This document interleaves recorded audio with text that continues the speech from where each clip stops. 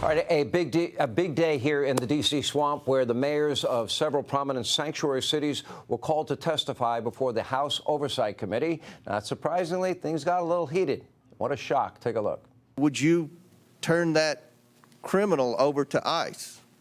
This happened outside the city of Boston, but I can tell you in the city, whenever someone commits a crime, whenever there's a criminal warrant, we hold them accountable. If ICE deems that they are dangerous enough to obtain a criminal warrant, and the Boston police will enforce it.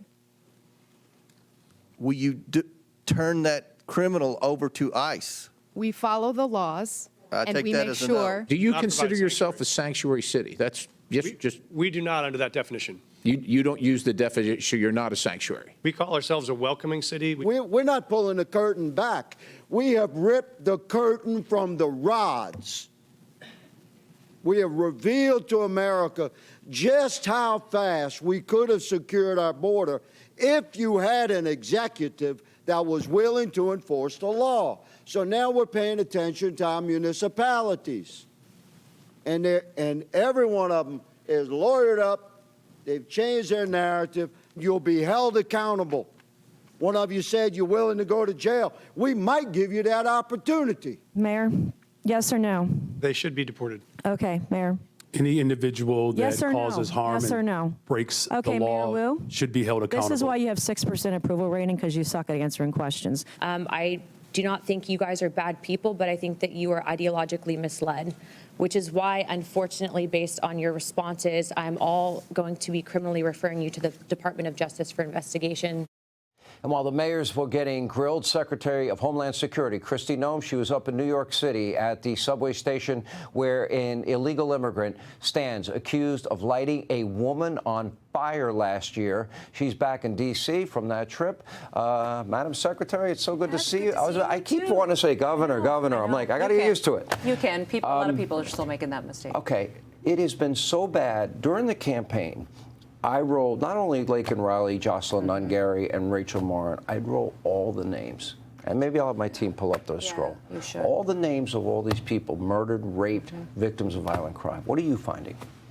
You know, I'm finding families like that all over America, and their hearts are broken, their lives will never be the same, and then they're living in some of these sanctuary cities where they have leaders that won't listen to them. And that's what's shocking to me is, well, and even last night, this State of the Union speech, I really felt like the Democrats are broken in a way that I've never seen that's unprecedented. Just the disregard for human tragedy.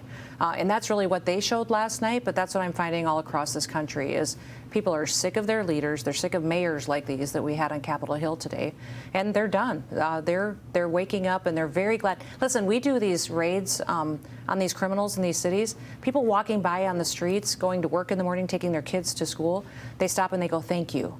They're telling these officers that are standing there in their gear, thank you for doing this. Thank you for being here. So, that's good. Yeah, to hear that on the ground, I think is very different than what you hear when you're listening to Democrats. Where is your, as a human being, where's your heart? Where's your soul? Where's your conscience? You know, your compassion? Democrats say they're compassionate, and you don't stand for mothers that lost their children. You don't stand for a little boy that beat cancer. Yeah. You don't stand for a guy that lost his father and got into West Point. You don't stand for a woman that lost her hero husband, police officer? Right. Seriously? When the president walked in and they just didn't stand for him out of respect for the institution, I mean, that's at least decorum. I mean, I served in Congress when Obama was there, and so many times he would come in for that State of the Union speech, and I knew he was lying to us, and I knew he had a political agenda and all that, but we gave him respect because this is the foundation of our country. You know, this speech is constitutionally mandated, and if you're going to be a part of it, then you follow the process. And you can disagree on politics, you could disagree on opinions and policy, but boy, respect the institution because it's the backbone of this country. I'm glad you are doing what you're doing. And the thing that I fear is I think your task is so daunting because you were handed a mess, as the president likes to say. And we have terrorists, cartel members, gang members, known murderers, rapists in the country. Okay, finding them is hard. Now we have people that are working against you, and this is a question I've asked you before. Are we finding the people that are tipping off and putting ICE agents' lives in danger, tipping off the people that you're going to raid? I have a couple of them identified that are within DHS, and when I'm able to reveal that with the evidence. I'm going to prosecute them to the fullest extent of the law, and I'm going to make an example out of them. And just on the way here, I got another notification of another leak. And I can't do anything without it getting leaked, and that's why we have to have so many ops all over the country all the time that it doesn't slow us down. So that's one of the things when I was in New York City today, I said to so many of our law enforcement officers, I said, listen, we don't have time to kiss each other's asses. We just don't have time to sit around, and we have to do everything we can every single day because we might have another Lake and Riley tomorrow and wish we would have pushed harder and wish we would have done more. So these leakers, boy, they better watch out because we are putting just as equal effort into identifying them as we are these criminals that are out there raping and murdering people. As far as I'm concerned, these leakers are more dangerous because it's a complete disregard for our law enforcement officers that are out there. Killed. Oh, absolutely. They keep this absolutely. up, A law somebody's enforcement gonna get officer killed. and a whole op is going to They'll get walk blown where into people are an going to ambush. die. And Yeah. it's because some...